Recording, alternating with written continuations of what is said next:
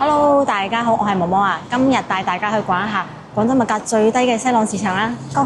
呢度咧係地鐵1號線西朗站 B 出口，其實 A 出口咧都一樣嘅，就喺旁邊。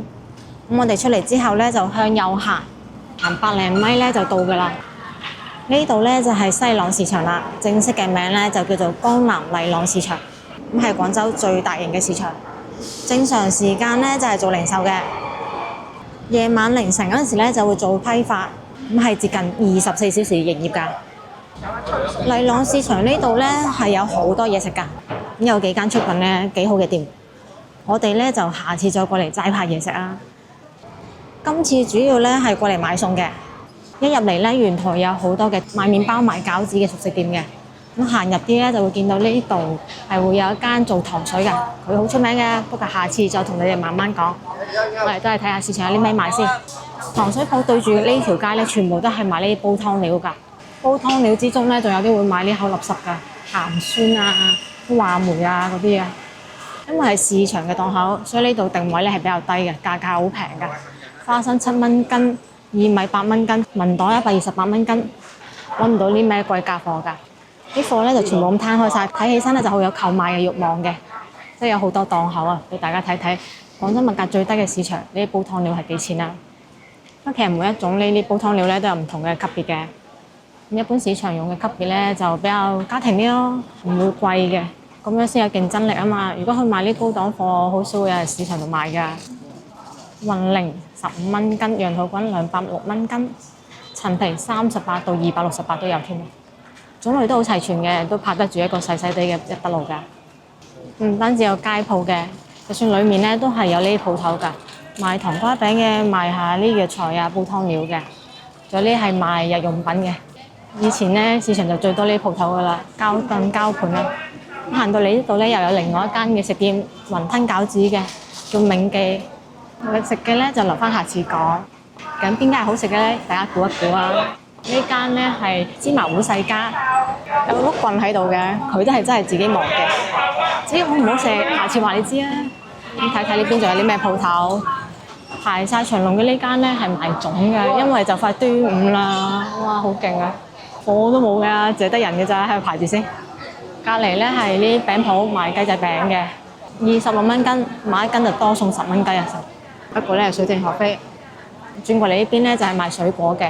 呢度啲檔口咧全部分咗類嘅，逛嗰陣時咧都好方便㗎。呢間唔啱咪去隔離咯，都係買呢類型嘅。廣州啲水果幾錢？梨咧由3蚊雞到5蚊雞，仲有蘋果啊5蚊7蚊。話今年蘋果會好貴喎，特別係嗰啲樂川蘋果啊，因為天氣唔係好好啊。荔枝今年肯定平，16個8。白糖鵪妃子笑都上市啦喎，龍眼山竹20蚊斤。山竹喺國內咧個價格好穩定，唔會平。如果係馬來西亞嘅觀眾咧，肯定會覺得哇，呢啲真係好貴啊！麒麟瓜3個半，睇睇呢個麒麟瓜係有核嘅。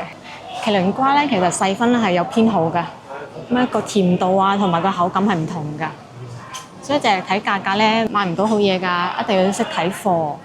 廣州作為呢個千年商都啊，其實個個都有呢個基礎嘅講價能力同埋經商能力㗎。咁啊已經係慧眼識貨㗎啦，最緊要都係自己學識點樣睇貨。咁啊繼續睇下有啲咩賣糖瓜餅嘅鋪頭。以前就好中意呢啲鋪頭嘅，依家大咗咧就覺得食咁多糖會爛牙。之後隔離咧賣好多嘅花生啦，亦都係有啲紅棗啊、煲湯料嘅，價格冇均勻咧，10平20蚊。雖然佢標價咧係斤斤嘅價，但係市場買呢啲貨咧係可以斷兩啊或者斷錢咁稱㗎。好，睇完咗呢邊，我哋而家就去熟食區啦。首先係會見到好多燒臘店嘅，睇邊間燒臘店多人，你就知受呢個街坊歡迎啦。睇睇啲燒臘靚唔靚？其實最近麗朗市場咧係裝修過嘅，總體嚟講已經比以前靚咗㗎啦。哇，好多燒豬啊，好多間燒臘鋪㗎。呢間仲要寫晒價錢出嚟添，炸鳳爪24蚊，燒排骨13蚊。咁呢度咧都有公稱嘅，買咗貨唔放心嘅話可以嚟稱一稱㗎。仲有啲投訴電話、負責人電話嘅。睇咗咁多間燒臘店，唔知點揀，比較出名嘅咧就係呢間啦，周心燒肉店。周心燒肉50蚊斤嘅，咁啊柴火燒土豬就30蚊。睇睇質地係咪真係靚啲先，色澤都唔錯。燒臘華鋪之後咧係賣豬肉嘅檔口啊，睇下你咩靚豬肉啊！哇，隻豬手正喎，個個咁樣掛晒出嚟嘅。咁最正嘅喺呢度係打嘅咧係白燈啊！咁有啲地方咧中意打嗰種紅燈咧，睇完之後覺得睇出去啲嘢都朦朦地嘅。呢度打嘅係白燈咁樣就均真好多啦，大家可以睇清楚先買啦。有好多檔口會關嘅，係因為人哋主要係做批發嘅，人哋翻工翻到凌晨㗎。如果直踩到下晝，真係24小時唔使瞓㗎啦。所以就有好多關咗啦。嗰啲先至係批發戶啊，大佬嚟㗎。睇完咗豬嘅鋪頭咧，就會到咗第二個肉種啦，就係牛肉啦。我哋今日咧就係要過嚟買牛肉㗎啦。咁黃牛肉咧係好食過普通牛肉好多㗎。而黃牛肉裡面最靚嘅咧就係潮汕黃牛肉啦。不過正宗嘅咧係會賣好貴㗎。你睇睇呢間做得比較大嘅牛肉賣幾錢嘅？牛肉丸咧就49蚊斤，而牛肉咧三花子66蚊斤，匙餅66蚊斤。咁啊，胸口油咧要88蚊斤嘅，雪花99蚊斤。五花子咧就88蚊一斤。呢間咧係比較大嘅鋪頭，而且臨街嘅。呢邊咧都有好多間唔同嘅牛肉鋪頭嘅。咁我咧就有幫襯開嘅鋪頭，大家睇啱咗邊間，亦都可以直接過嚟買嘅。佢啲鋪頭咁掛晒出嚟，個個都開白燈。嗱就係呢間啦，呢間牛肉店咧我就幫襯開嘅，已經幫襯咗好耐㗎啦。老闆娘好靚女㗎，咁我呢2年咧都經常會喺微信度提前叫佢留翻啲靚嘅牛肉俾我。呢個咧就唔係廣告嚟嘅，今次咧我提前留咗金花子，老闆娘留咗金花子嘅。今日貨得唔得？佢哋咧就夫妻檔嚟嘅，夜晚咧就老公睇，日頭咧就老婆睇㗎啦。睇下今日留俾我啲金花子靚唔靚？今日呢貨，今日行我細條啲。係幾錢？斤幾啦1兩幾，差唔多斤83蚊。83蚊，切咗佢啊！微信收款83元。83。牛嘅前小腿咧就分為三花子同埋金花子嘅。金花子咧就前小腿上面有筋嘅嗰嚿肉啊。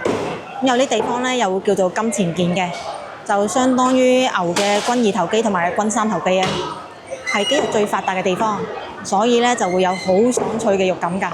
咁無論係打邊爐啊定係炒牛肉咧，呢嚿肉都係好正㗎，所以我咧就經常都會叫老闆娘留翻呢嚿肉俾我嘅。嗱，呢啲靚嘅黃牛肉咧就唔使放小梳打嚟醃㗎，隨便用啲花生油撈下咧就已經好好食㗎啦。咁係差嘅牛肉咧先要用嘢嚟醃嘅啫。仲有啊，牛肉咧就千祈唔好落鹽去撈啊，鹽咧係會令到啲牛肉脫水㗎，咁啊搞到啲肉質會變韌㗎。老闆娘，其實今晚咧，我哋諗住打邊爐啊！除咗金花子之外，你仲有咩推薦嘅部位㗎？呢隻肥牛，哦，香滑啲。啊，香滑啲啦。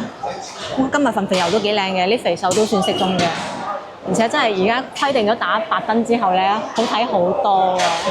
呢度睇得非常之清楚，冇花架。其實你有冇話覺得金花子除咗打邊爐之後點樣食好㗎？蒸咯。蒸。比較原汁原味。哦，原汁原味，落咩？薑汁蒸。薑汁蒸，幾特別，下次試下。點解要揾肉檔幫手切埋咧？因為人哋把刀咧係一直磨住嘅，咁我哋把刀咧就好懶嘅，1年先磨過1-2次，肯定冇佢咁利。切起身咧就攰好多，亦都冇咁靚嘅。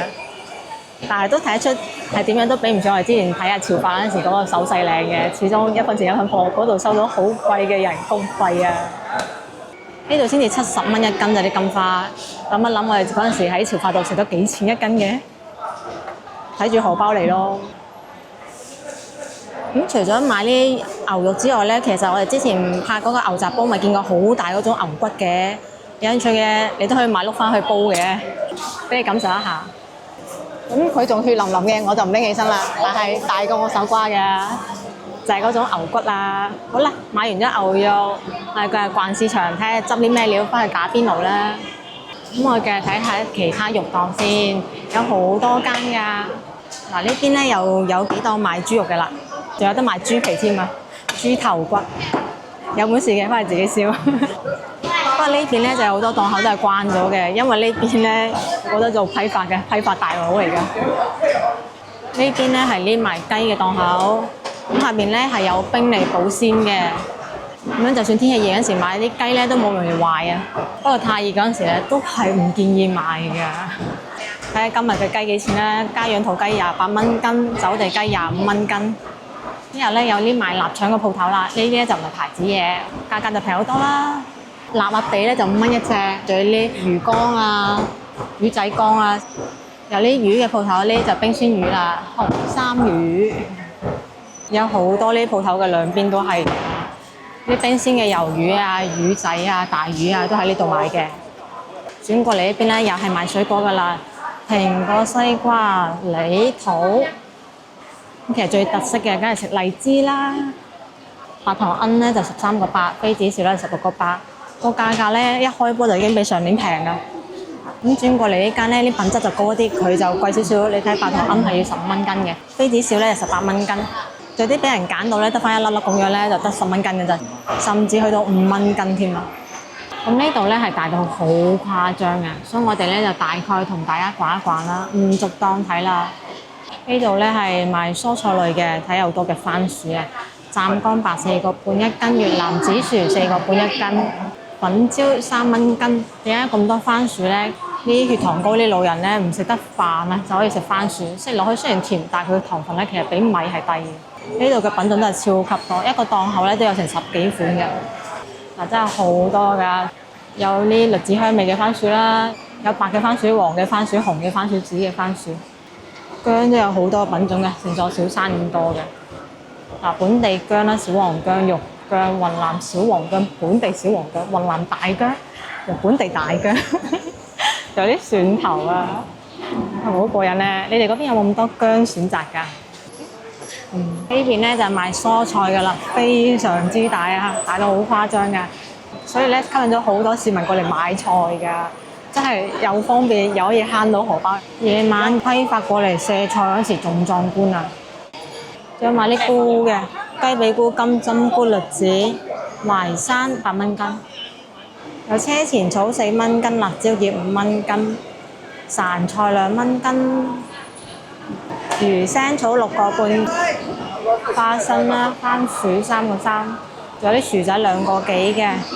有幾檔賣薑嘅，真係好多唔同嘅薑啊！蒜頭又係咁多種，獨子蒜13蚊一斤，通菜個半啊，節瓜1蚊斤啊。不過係被譽為廣州最平嘅菜市場，好受師奶歡迎㗎，非常之多本地人。豆角3蚊斤，寧夏芽菜3個半，檔檔都唔多人幫襯㗎。呢度粟米好平㗎，睇5蚊雞一份啦，一份有4碌㗎啦。不過嗰種咧我就覺得唔夠靚。嗱，呢貴少少嘅6蚊啦，大好多㗎，你睇下。攞呢份啦，要啊，要剝皮，仲要切埋。嗱，呢叫佢切埋嘅，剝皮係最基礎㗎啦。如果你真係話要諗住擺多1、2日先至唔剝佢啫。呢度按一份份賣嘅就唔使驚話幾重啦。6蚊雞就收穫一大袋嘅粟米啦。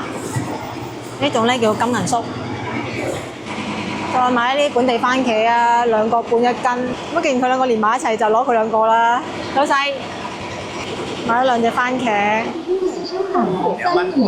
，2蚊雞。係辣椒幾錢？4個半。仲有青椒好大隻啊，3蚊雞、4蚊雞，甚至有啲2蚊雞啊，啲色水深好多。仲有啲菇嘅，金針菇5蚊雞，雞髀菇4蚊雞。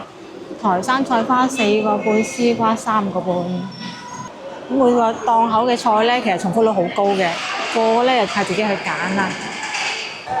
哇，叫得好大聲喎！1蚊嘅菜心喎，點解好多飛緊嗰啲咧係蜜蜂嚟㗎？因為人哋開晒花，真係好甜嘅。嗱，好多蜜蜂喺度採緊嘅，採花大道啊！按一把把計㗎啦，就唔使睇佢話驚唔驚濕啦，都唔稱嘅，好多都係1蚊雞。又係各種嘅辣椒啊，不過呢邊啲檔口都平啲嘅喎，1蚊幾嘅辣椒啊，2個半3蚊雞，睇下樣就知好辣啦。咁好多師奶咧會過嚟呢度，一買咧就買好幾日嘅菜，咁均攤翻嚟咧路費真係唔算得啲咩嘅，最緊要菜夠新鮮油夠平啊嘛，慳埋1個月都慳唔少㗎。嗱，呢邊咧就夜晚批發會喺度卸貨嘅地方啦，夜晚卸嗰時仲咁壯觀啊！批發嗰時啲果蔬咧就唔係斷斤稱嘅，係咁樣一件件稱走嘅。佢哋用嘅稱咧係呢種地磅嘅，所以誇張好多嘅。一諗都係批好晒皮嘅薑啊，批到冇時停啊。同埋咧呢個時候咧好多係收現金啦，數鈔機係唔少得嘅。夜晚數先數到啪啪響啊！凌晨時咧就最旺噶啦，你可以食完宵夜之後過嚟散個步咯，當唞個飯氣。呢個風景夠晒特別啦。呢啲就係冬瓜啦。咁呢度地方咁大咧，係可以通車嘅喎，所以咧到時就算過嚟八卦睇熱鬧咧，都要注意安全啊！嗱，就呢種好大棚嘅呢個區域咧，就係攞嚟俾人哋卸貨用嘅啦。呢度咧就起咗好多嘅公廁嘅，係嗰種流動公廁啊！呢個市場真係越嚟越大啊！呢度咧有好多嘅椰子檔嘅，咁椰子檔咧唔單止可以買椰子，仲可以打漿啦，或者整椰子水出嚟飲㗎啦。透明嘅咧就係椰子水啦，咁白色嗰啲咧就係有果肉嘅椰子漿啦。呢邊咧係有活禽區嘅喎，真係山勾嗰度活禽㗎。新鮮湯嘅咧就肉質靚好多嘅，雞鵝鴨齊全啊！行近呢邊咧就聽到佢哋慘叫聲嘅。不過活禽咧就有啲違規，所以咧係管得比較嚴㗎。但係廣州人食呢啲嘢，梗係要講新鮮㗎啦。我覺得新鮮湯嘅先係最好食嘅。有咩靚雞？你睇最平嘅12蚊斤就有嘅，飛天雞18蚊斤。啲雞品種咧係有好多嘅，仲有啲乳鴿啦、老鴿啦。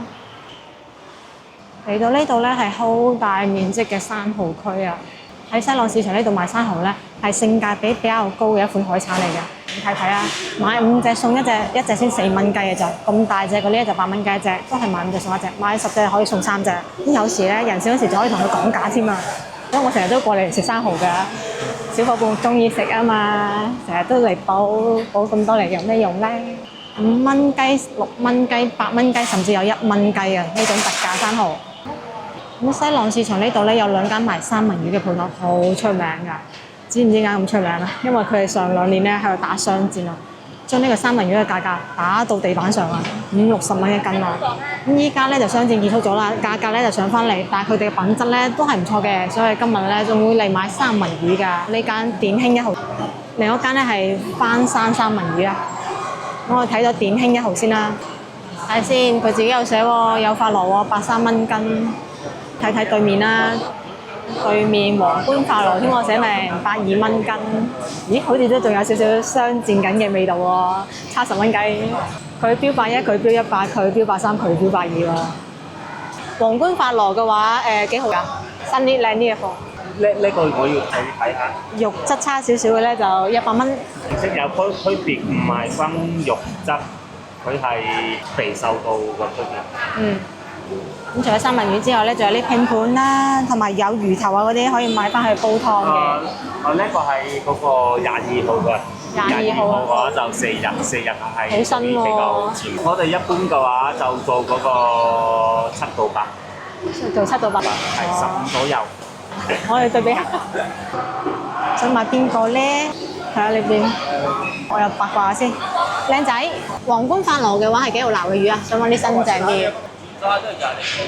20零號。3號嘅魚。有冇咁快成咁啊？23。上多3-4日個急斷咯。睇個樣嘅話，我覺得佢呢邊嘅好似又好少少，但係貴10蚊雞咯。我發覺佢哋啲時間報得太快啦，太近啦。仲有甜蝦賣嘅，35蚊一份。仲有呢啲蟹子啊、蝦子啊、海膽啊、金槍魚啊、北極貝，有好多唔同種類嘅。佢哋兩個打商戰嗰陣時，真係打到全廣州都翻山越嶺過嚟買嘅。攬嗰份魚係幾重㗎？嚟嗰陣時，咁嗰份10加㗎啦。你要幾多咯？你攞1斤啫，攬。1斤係嘛？啊，皇冠攬。佢平啲俾你咯，要幾多？主要你揀個靚嘅位置俾我，揀個上啲嘅位置俾我。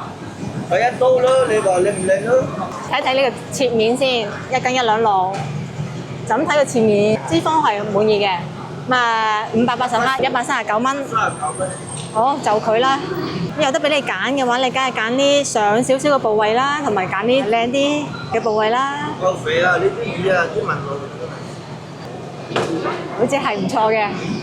嗱，139蚊。之後咧就過嚟切片啊。咁同大家講一下我食三文魚嘅經驗啦。主要咧就有3個點嘅。品種、產地、捕撈日期同埋魚嘅大細啊。咁先講品種產地啊。最容易食得出嚟嘅咧係冰島三文魚，特點咧就係肥多油脂，不過咧就冇咩香味，口感咧亦都比較軟。我個人咧就唔太中意嘅。智利三文魚咧我都覺得係冇咁好食嘅，肉質咧係偏實㗎。挪威同埋法羅嘅油脂感咧就會好好多。挪威三文魚嘅頭咧係比較圓㗎，法羅嘅魚頭咧係比其他大西洋鮭魚咧更加淺色㗎，黑色嘅斑點咧都係比較少嘅。咁我最中意食嘅咧就係法羅啦，口感好，油脂豐富。法羅裡面咧，我覺得間海嘅法羅或者係丹麥皇冠法羅咧都係好食嘅。咁順便一提啊，皇冠咧就唔係全部都係法羅嚟嘅，佢響蘇格蘭咧都有養殖場㗎。咁有啲奸商咧就會用皇冠蘇格蘭冒充皇冠法羅嚟賣嘅。最簡單嘅區分方法咧就係睇個皇冠標啊，標上邊咧係有寫係嚟自法羅群島定係蘇格蘭嘅。咁如果冇標咧，就只可以睇個魚頭嘅魚皮顏色啦。顏色深嘅咧就係皇冠蘇格蘭，顏色淺嘅咧就係皇冠法羅。皇冠法羅嘅油脂咧係好香㗎，不過品質咧就唔夠皇冠蘇格蘭穩定。魚有時咧太過瘦啦，油脂咧就唔夠多。咁皇冠蘇格蘭咧就品質穩定，但係油脂咧就唔夠香。肉質咧係比較脆㗎，有時咧就會有筋嘅感覺。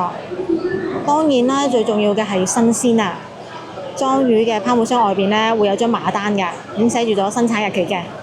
一般保質期咧就半個月，帝王龜咧就10日。三文魚放咗5日咧，同埋10日嘅味道同埋口感咧都會好唔一樣㗎。咁如果條魚切咗咧，就睇個眼同埋腮啊。不過腮咧其實都可以塗藥水造假嘅，塗完就會好紅㗎啦。仲有啊，就係魚咧越大條，油脂線咧就越粗。咁就越好食㗎啦！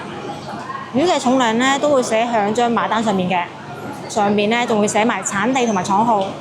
咁如果食到啱自己口味嘅三文魚咧，以後就可以認住呢個廠號買啦。好啦，今日買嘅係慶興1號嘅三文魚腩，我哋打開睇睇質量點啦。1斤嘅皇冠法羅腩啊，139蚊，咁啊配咗好多嘅芥末同埋豉油嘅，送咗海草小食㗎。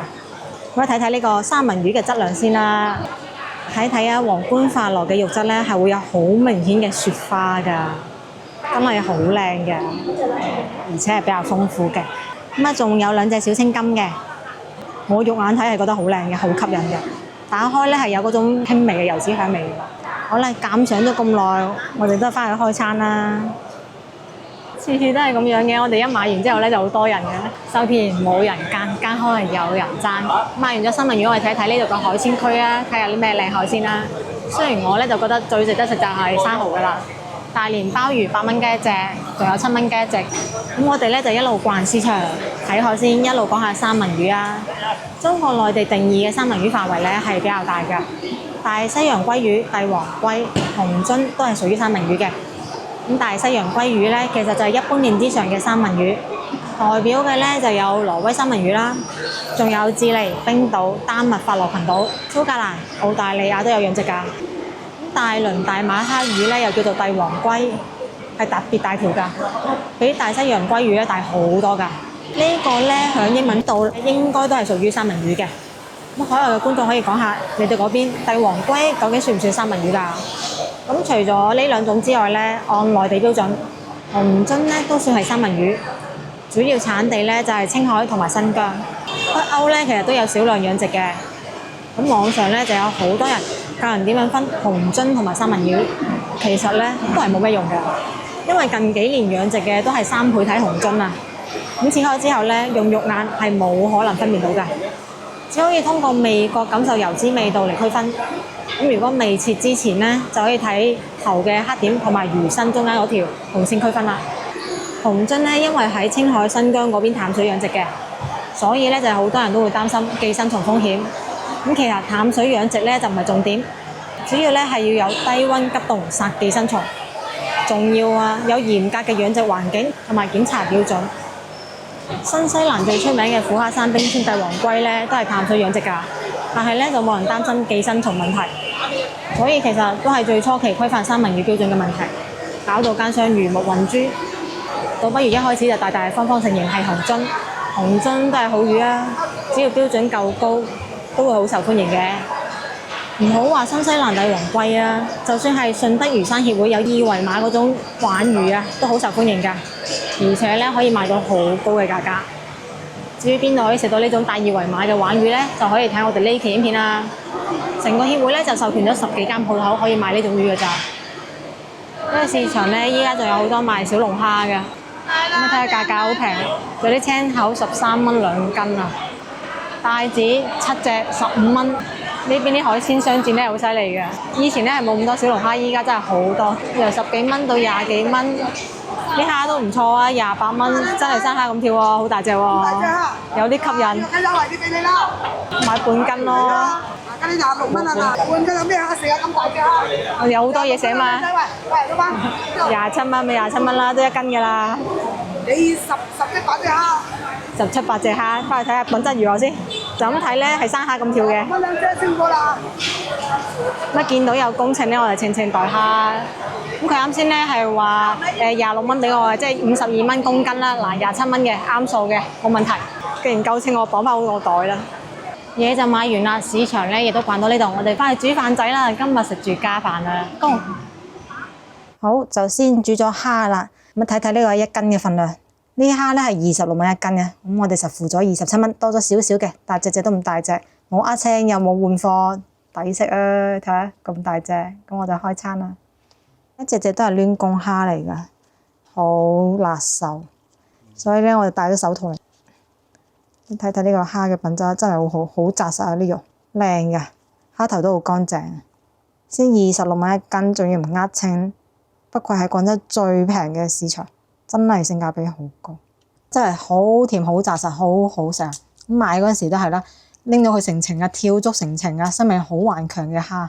依家又終於攞肚啦，隻隻都咁飽滿嘅喎。因為我哋買嗰陣時咧已經差唔多6點鐘啦，再夜啲咧就冇人買餸噶啦，所以咧佢就要清貨啦，就特別平，真係抵食，好正，好紮實嘅肉啊！皇冠法羅腩130蚊1斤，咁呢度咧係買咗139蚊嘅。份量咧係呢個大細，咁佢咧係有配嗰個芥末豉油嘅，但係睇睇呢個芥末醬，第一個係飲用水，第二個連辣根都唔係嘅，所以我都係攞翻啲私家嘅山葵啦。咁我哋睇睇呢個三文魚腩嘅質量啦，就係睇表面嗰個油脂感咧，就知係靚嘢啦，真係好吸引，130幾蚊，係咪抵過出面食好多咧？但係就要嘥功夫咯，同埋唔可以住咁遠啊！拎太耐嘅話就冇咁新鮮嘅啦，而且咧佢有非常之多個貨，你可以揀上啲，可以揀落啲，最緊要你識貨。咁我就開餐啦，我真係好甜好好食啊！自己咁樣去打包翻嚟好正，抵過喺日料店食好多好多，個油脂香味好靚，而且咧想有啲變化嘅話，就可以攞火槍啦，燒一燒就變咗做火燒三文魚啦。嗱，呢一種油脂咧就係皇冠法羅油脂啊。食落去好甘香好正，而且個口感咧唔軟，係5日內嘅口感，好好味㗎。不過依家價格咧就冇嗰陣時咁抵㗎啦，就正常市價咯。但係勝在出品唔錯，避免咗呢個踩坑，咁啊嚟食嘅話都抵嘅。咁仲送咗個海草嘅，不過味道咧就真係好普通嘅海草咯，有啲腥味。刺身食厭咗，咪換個食法咯，例如烤嚟食啊。烤嗰時嗰啲油脂嗰啲聲幾正，咁烤完一面咧，就要烤反面嘅。烤完之後咧，我中意落少少鹽。你睇睇俾人烤過之後嘅三文魚咧，嗰種油脂感咪好正咧，睇得出佢好豐富嘅油脂㗎。落啲鹽就非常之好味啦。金花子70蚊1斤，買咗83蚊，83蚊係咁大一盤嘅份量啊！睇睇。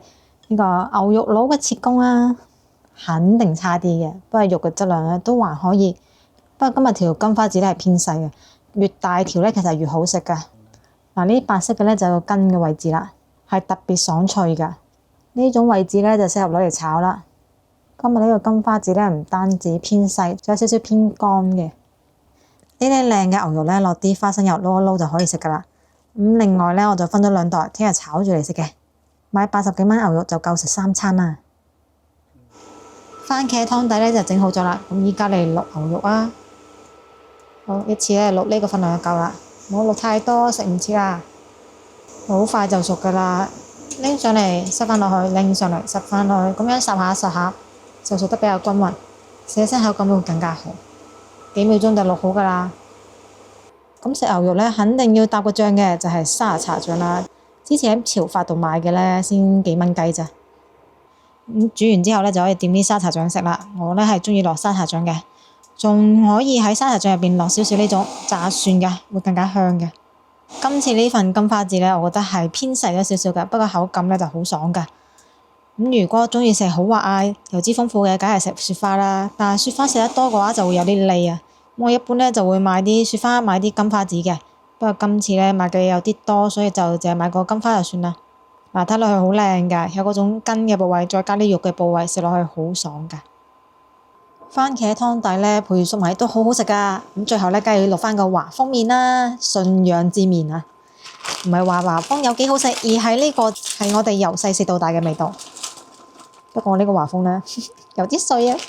好啦，我就開餐啦。咁今日視頻咧就到呢一度啦。中意視頻想食地道粵菜就關咗頻道啦，點個 like 分俾朋友仔。下期見啦，拜拜。